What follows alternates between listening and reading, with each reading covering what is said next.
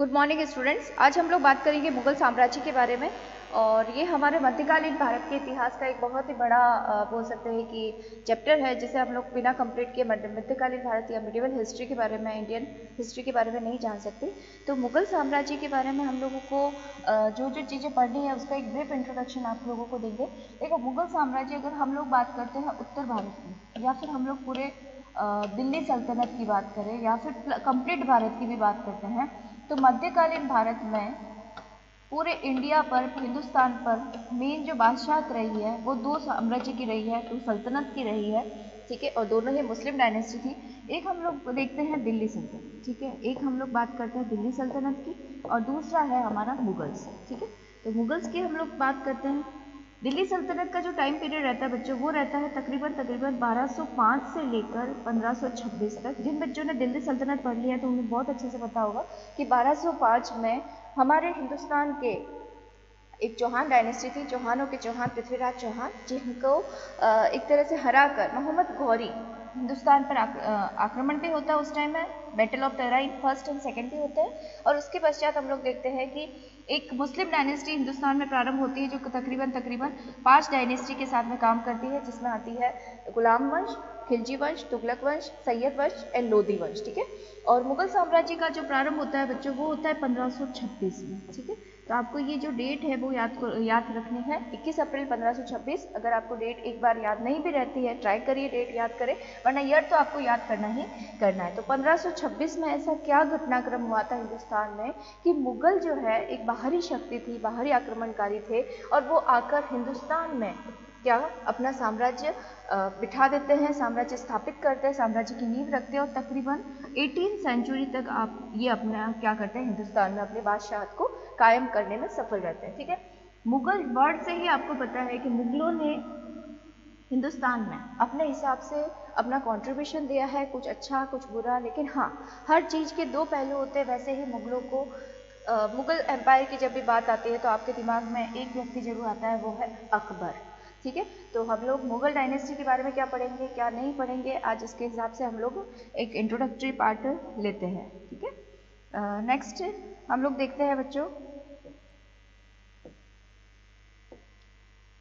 देखो एक तरह से हम लोग जब मुगल बात करते हैं, मुगल साम्राज्य की बात करते हैं, तो मुगल आखिर कौन थे, कहाँ से आए थे, ठीक है, इनकी नींव रखने वाला कौन था। और ब्रीफ हिस्ट्री में हम लोग देखते हैं मुगल साम्राज्य को दो भागों में बांटा, ठीक है। एक थे उत्तरवर्ती मुगल और एक थे पूर्ववर्ती मुगल, ठीक है। उनका टाइम पीरियड जो है बच्चों, वो रहता है 1526 से लेकर 1707, ठीक है। और सेकंड हम लोग देखते हैं 1707 से लेकर 1857 या 58, आप कुछ भी बोल सकते हैं। मुगल साम्राज्य भारत में टोटल जो टाइम पीरियड रहता है आप देख सकते हो, 1526 से लेकर 1858 तक क्या करते हैं, ये राज करते हैं। मुगलों का यहाँ पर हिंदुस्तान में शासन रहता है। अब 1526 से 1707 तक हम लोग देखते हैं ना, तो हिंदुस्तान में इनका जो नींव है या इनका ग्राफ जो है बच्चा, हमेशा ही क्या रहा है, ऊपर की तरफ, ठीक है। और कैसे रहा है, इनमें आप लोग देखोगे बाबर सबसे पहला मुगल बादशाह, बाबर का टाइम पीरियड। बाबर पढ़ने के बाद में हम लोग देखेंगे हुमायूं के बारे में। किसके बारे में पढ़ेंगे, हुमायूं के बारे में, ओके। तीसरे नंबर पे हम लोग पढ़ेंगे शहंशाह जिल्ले-लाही अकबर के बारे में। फोर्थ नंबर पे हम लोग जानकारी हासिल करेंगे जहांगीर के बारे में, ओके। नेक्स्ट आपका जो सिलेबस है, और ये जो है हमें पढ़ना ही पढ़ना है, वो है शाहजहां, और 7वें नंबर पे थे हमारे औरंगजेब, ओके। तो ये जब आप पूरा इनके बारे में from very much starting with the Babur till Aurangzeb, जब आप इनके बारे में, इनके आक्रमण, इनके सैन्य अभियान, इनके द्वारा किए गए स्थापत्य कला, इनके द्वारा की गई कला साहित्य की उन्नति, किस किस तरह से काम करते हैं, तो वो जब हम लोग देखते हैं बच्चों, तो ये हमारा मध्यकालीन भारत के मुगल साम्राज्य का फर्स्ट चैप्टर जो है वो कंप्लीट हो जाता है, और आपके सिलेबस में अभी तक नहीं है। 1707 से 1858 तक अगर आप देखोगे तो एक व्यक्ति था बहादुर शाह। क्या नाम था, बहादुर शाह, यहाँ, ठीक है, बहादुर शाह प्रथम। और अंतिम जो शासक थे वो थे बहादुर शाह जफर, ठीक है, जिन्हें रंगून के किले में east India company British rule था आ चुका होता है। 1857 की क्रांति के बाद में 1858 में इनकी डेथ भी हो जाती है। 1858 में बच्चों इनको मतलब एक तरह से मुगल साम्राज्य हिंदुस्तान में कंप्लीट हो जाए। यहाँ पर आप जहाँ पर दरशाह रफीजुद्दौला, रफ़ात उल जाद, फ़र्रुखशियर, ठीक है, जहांदर शाह, बहुत सारे जैसे आप लोग देख सकते हो। तो आपको एक तरह से जो चीज़ याद करनी है बच्चों वो ये वाली है, जो मैं मार्क कर रही हूँ वो है कि आपको याद करना है कि मुगल साम्राज्य में हिंदुस्तान में नींव रखने वाला जो व्यक्ति था वो था बाबर, ठीक है। और बाबर के बाद में उनके पुत्र हुमायूं, अकबर, जहांगीर, उत्तराधिकारी शाहजहां और औरंगजेब तक मुगल साम्राज्य एक तरह से इतने विस्तृत रूप में हमारे यहाँ पे शासन करता है कि आप उसकी गणना नहीं कर सकते, ठीक है। अब अगर हम लोग देखते हैं कि कौन था क्या नहीं था तो उसके बारे में देखते हैं। देखो मुगल वर्ड जो है, मुगल शब्द का अर्थ होता है बहादुर। क्या होता है? बहादुर, ठीक है। और ये मुगल जो है इनका कहीं ना कहीं संबंध जो है बच्चों वो है मंगोल से। कहाँ से है? मंगोल से। आपने नाम सुना होगा चंगेज खां का, आपने नाम सुना होगा तैमूर का। तो ये मंगोल जो थे कहीं ना कहीं इनका संपर्क जो था चंगेज खां और तैमूर लग, ये दोनों ही आपकी क्लास होगी तो मैं इन दोनों के बारे में ही बता दूंगी। इतने ज़्यादा आक्रमणकारी थे ये कि इन्होंने नस्ल के नस्ल, शहर के शहर, गांव के गांव ये उजाड़ देते थे और इनका आक्रमण बड़ा ही आक्रामक होता था, ठीक है। तो एक तरह से चंगेज खां इतने ज़्यादा, चंगेज खां का नाम जैसे ही आता है हमारे जहन में आता है खून खराबा। ये लोगों का जो टेक्निक होता था, जब ये एक से दूसरी जगह कहीं पर पे आक्रमण करते थे तो वहाँ पर सर को काट कर उनकी दीवारें, उनकी मीनारें बना देते थे। तो इस तरह का जो बोल सकते हैं कि सैनिक भी बोल सकते हो, सेनापति बोल सकते हो, नेतृत्व, लीडरशिप क्वालिटी इनकी ऐसी थी। अच्छी तो नहीं थी लेकिन हाँ ये कहीं ना कहीं तैमूरलंग का आक्रमण जो है भारत में भी होता है। उस टाइम भारत में या हिंदुस्तान के वो जो बादशाह थे वो कौन थे? अफगानियों का राज था, क्लियर? नहीं सॉरी, तुगलक वंश का राज था। और उसमें तो कौन व्यक्ति? नासिरुद्दीन महमूद। कौन था?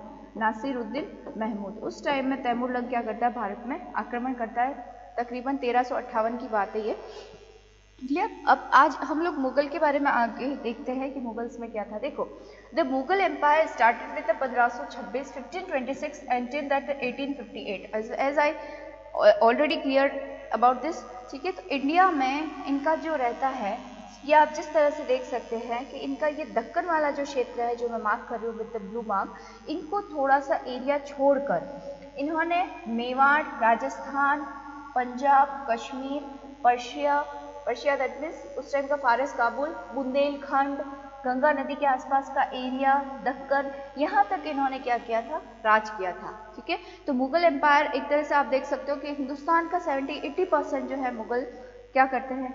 शासक करते हैं। और कहीं ना कहीं आप ताजमहल से तो हर कोई परिचित है। तो मुगल एक तरह से विश्व प्रसिद्ध जो हमारी धरोहर है ताजमहल, उसके अलावा हम लोग देखते हैं लाइक लाल किला है, ठीक है।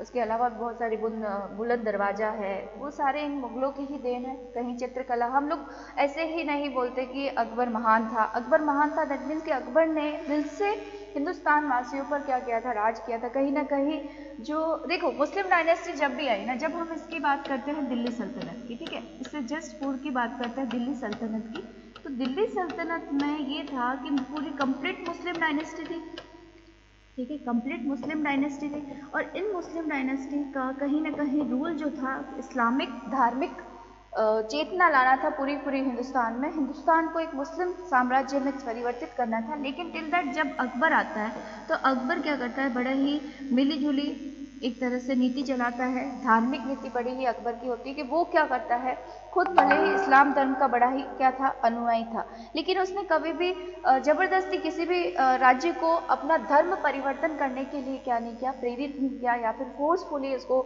चेंज करने के लिए नहीं बोला, ठीक है। तो मुगल एम्पायर में आप लोग जैसे देख सकते हो 1526 से लेकर 1858 तक इन्होंने हिंदुस्तान के तकरीबन जो मैंने एरिया राइट आपको बता रखा है स्क्रीन पर, वहां तक इन्होंने क्या किया था? शासन किया था।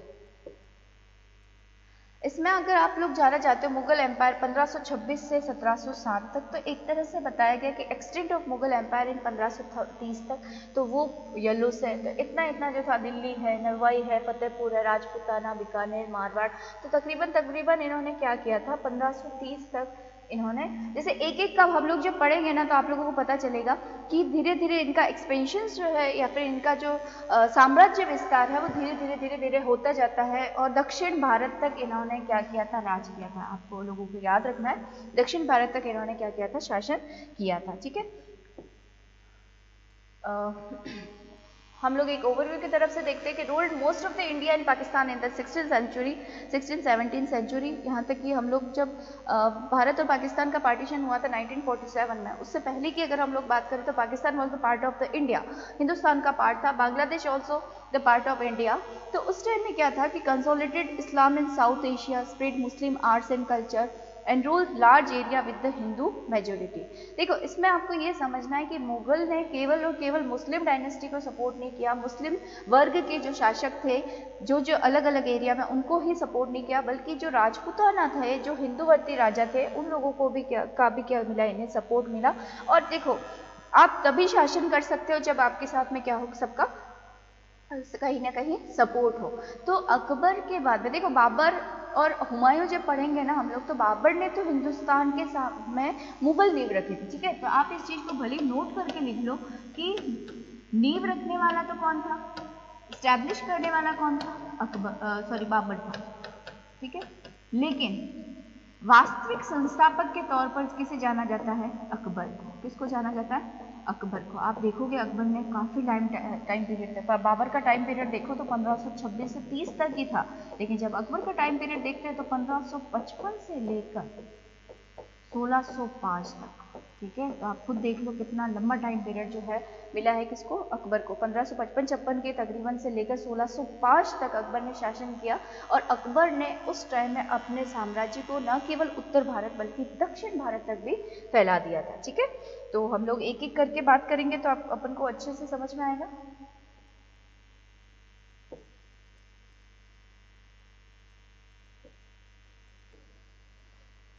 मंगोल एक तरह से बोल सकते हैं कि मध्य एशिया की एक ऐसी डायनेस्टी थी जिसमें एक कबीले के तौर पर रहती थी। ठीक है, तो वहीं से कहीं ना कहीं चंगेज़ खां का संपर्क था। चंगेज़ खां तो फुल ऑन जो जहाँ से आया था मंगोलिया से ही था, लेकिन उसका जो वंशज थे उसी में से एक व्यक्ति जो था वो था उमर शेख मिर्ज़ा। ठीक है, कौन था, उमर शेख मिर्ज़ा और निगार खानम। ठीक है, तो किनका नाम याद रखना है आपको, उमर शेख मिर्ज़ा और निगार खानम का। उमर शेख मिर्ज़ा और निगार खानम के बारे में ये बोला जाता है कि जब हम बात करते हैं चंगेज़ खां की, ठीक है, चंगेज़ खां की तरफ से 7वीं पीढ़ी और तैमूर लंग की तरफ से, कोई देखो इतिहासकार है, कोई बोलते हैं 9वीं पीढ़ी, तो इन दोनों पीढ़ी से दो व्यक्ति जो थे जिनका नाम मिलता है हमको, उमर शेख मिर्ज़ा, उमर शेख मिर्ज़ा, ओके, और एक थी निगार खानम। ठीक है, इनकी पत्नी का नाम जो था निगार खानम था। ठीक है, ये जो व्यक्ति है ये एक तरह से इनका जो संपर्क था वो था फरजाना से, फरगना। ठीक है, मध्य एशिया में ट्रांसआक्सियन क्षेत्र का एक जगह है, एक कबीला है, एक एरिया है फरगना। इस फरगना के जो सरदार थे, जो सूबेदार थे या जो राजा थे, शासक थे, कुछ भी समझ लो, वो थे उमर शेख मिर्ज़ा, और इनकी जो पत्नी थी उनका नाम था निगार खानम। इन दोनों की संतान है जिसने भारत के इतिहास को चेंज किया, और उन संतान का नाम क्या है, बाबर, जहीरुद्दीन बाबर। ठीक है, तो the origin of Mughal empire को सीधा सीधा हम लोग जब बोलते हैं ऑटोमन साम्राज्य, जैसे आप लोग ये ऑटोमन साम्राज्य समझ सकते हो, सॉरी टुमरिड साम्राज्य है, मामलुक सल्तनत जो थी वो इस साइड में थी ग्रीन से, और सेकेंडली हम लोग ऑटोमन एम्पायर देख सकते हैं। तो ये आपस में क्या करती थी, शक्तियाँ आपस में संघर्ष करती थी। ठीक है, तो Mughal descended from the Mongol stock in Turkistan. Turkistan में जब इन्हें क्या कर दिया गया, खदेड़ दिया गया, और वो जब वहाँ से हार जाते हैं, वहाँ से निकल जाते हैं, ठीक है, तो धीरे धीरे अपना एरिया जो है उत्तर पश्चिमी एरिया, उत्तर पश्चिमी सीमांत जो हिंदुस्तान में है उसकी तरफ बढ़ना शुरू करते हैं। They were however quite distant from their original centre. The Mughal had become Islamic from the Middle Eastern Mongol invaders had converted to Islam long before. They had also truly absorbed Middle Eastern culture. मतलब in the sense हम लोग बोल सकते हैं ये लोग जो originally थे ना बच्चों, वो क्या थे? देखो, Mongol is a Mughal from which we get the English word mogul means tycoon. ठीक है, टाइकून मतलब एक तरह से अपने आप को बहादुर बनाते थे, और उनका जो विजन्स था, उनके इन्विजन्स जो होते थे, उनके आक्रमण जो होते थे अपने कल्चर तौर पर वैसे ही होते थे जैसे कभी तैमूरलंग आक्रमण करता है और कभी चंगेज खां आक्रमण करता है. तो बाबर के बारे में हम लोग आगे पढ़ेंगे बच्चों. ठीक है, देखो जब हम बात करते हैं बाबर की, किसकी बात करते हैं? बाबर की. तो बाबर के बारे में, ज़हीरुद्दीन बाबर के बारे में सबसे पहले जो घटनाक्रम मिलता है आपको याद रखने हैं कि इनका शासन पीरियड क्या था? 1526 से लेकर 1530 तक. फर्स्ट पॉइंट आपको याद करना है, 1526 से लेकर 1530 तक हिंदुस्तान में बाबर का क्या रहता है? शासन रहता है. सेकेंड पॉइंट आपको ये याद रखना है बच्चों कि बाबर द्वारा रचित एक आत्मकथा है, ठीक है, जिसे तुर्की भाषा में लिखा गया है. ठीक है, तुर्की भाषा में लिखा गया है और इसका नाम है तुजुक-ए बाबरी. तुजुक-ए बाबरी. ठीक है, इसका ट्रांसलेशन लास्ट में अकबर द्वारा किया जाता है और वो मिलता है बाबरनामा में. ठीक है, बाबरनामा में, और ये इसका ट्रांसलेशन करवाता है अकबर फारसी भाषा में. ओके, तो मुगल जो थे, मुगल वंश में संस्थापक कौन था? आपको मैंने बोर्ड पे बता ही दिया, बाबर. ठीक है, संस्थापक कौन था? बाबर. बाबर ने हिंदुस्तान में कब तक शासन किया? 1526 से लेकर 1530 तक.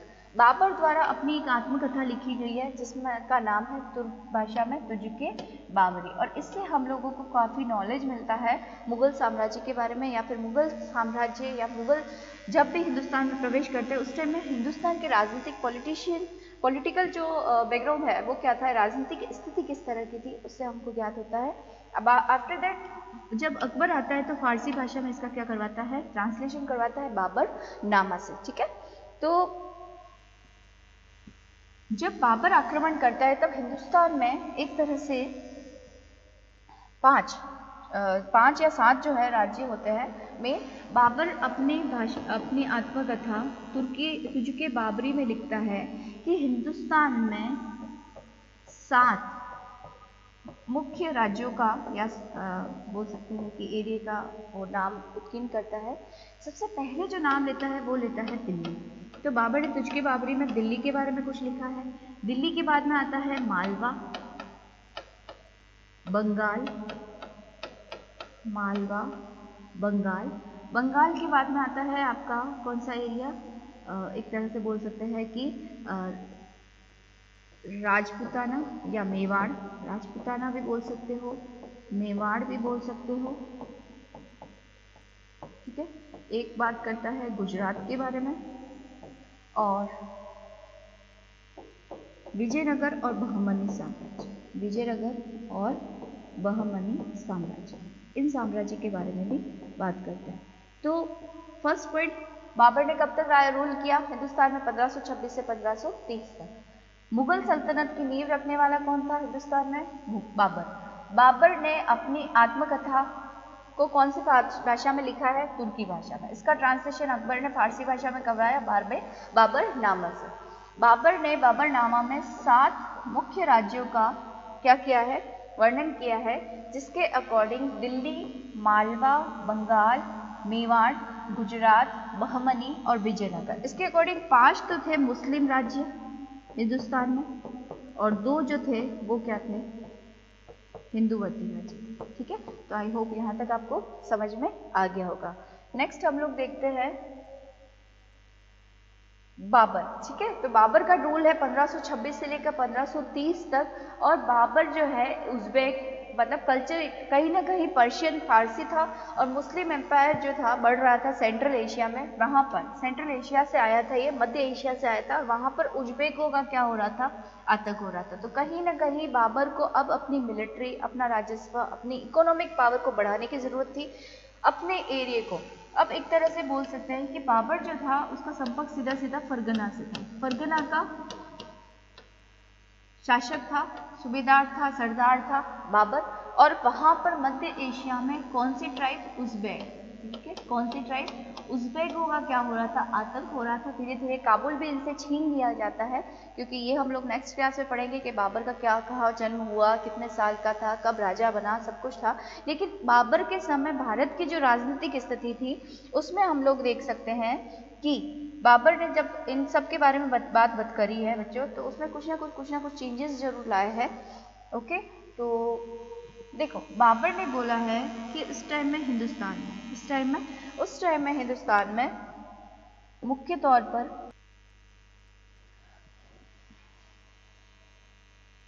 बाबर के आक्रमण से पूर्व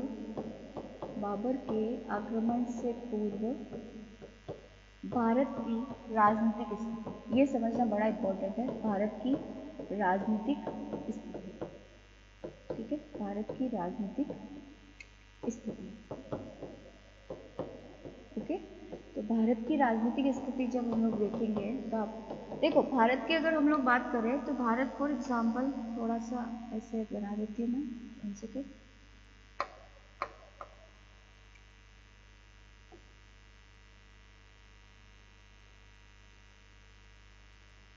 ओके, तो ये साइड, ये बांग्लादेश वाला एरिया थोड़ा सा वैसा नहीं, और ये हिंदुस्तान का पाकिस्तान वाला एरिया। अगर हम लोग भारत की बात करें, ठीक है, तो उस टाइम में भारत में मेन जो था वो था दिल्ली। ठीक है, और दिल्ली में कौन था? दिल्ली, ये वाला जो एरिया है ये समझना आप गुजरात। ओके, ये वाला एरिया आप समझ लो थोड़ा सा राजस्थान वाला एरिया। ठीक है, ये गुजरात वाला एरिया, ये हो गया आपका दिल्ली। यहाँ पर था मेवाड़, एक राजपूताना के सिरमौर।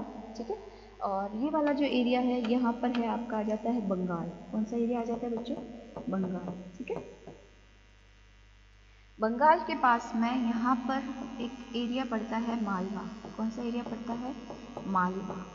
ठीक है, और नीचे की साइड में हम लोग इधर जाते हैं तो विजयनगर और बहमनी साम्राज्य, विजयनगर एवं बहमनी साम्राज्य।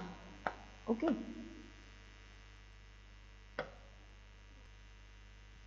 ओके, तो जिस तरह से मैंने जस्ट शॉर्ट मैप बनाया है कि बहमनी साम्राज्य, विजयनगर हो गया, बंगाल, मालवा, गुजरात, मेवाड़ और दिल्ली, ये वाला उस टाइम में सिंध, मुल्तान, पंजाब, ये वाले एरिया होते थे। और यहाँ तक जो है हिंदुस्तान की सीमाएं होती थी। और यहाँ पर आप लोग अफगानिस्तान वाला एरिया देख लिए, मध्य एशिया वाला एरिया देख लीजिए, तो वहाँ से जो है बाबर की एंट्री होती थी। तो ये उत्तर पश्चिमी जो सीमा प्रांत है ये हमारा सबसे ज़्यादा सुरक्षित होना आवश्यक था। ठीक है, अब बाबर जब आक्रमण करता है भारत में सन 1526 में, तो 1526 में वैसी ही भारत की राजनीतिक स्थिति थी जब किसी टाइम में मोहम्मद गजनवी और मोहम्मद घौरी द्वारा आक्रमण होता है। यानी कि हमारे जो हिंदुस्तान है वो अलग अलग राज्यों में क्या है, डिवाइडेड है, और इनका एक तरह से केंद्रीकरण, सेंट्रलाइज्ड कोई भी शक्ति नहीं है। आपस में सब लोग आपस में क्या करते हैं, अपने आप को स्वतंत्र राज्य घोषित कर चुके हैं, अपना रूल चला रहे हैं। इसको आप इस चीज़ से समझ सकते हो कि अगर कोई बाहरी आक्रमणकारी दिल्ली पर आक्रमण करता है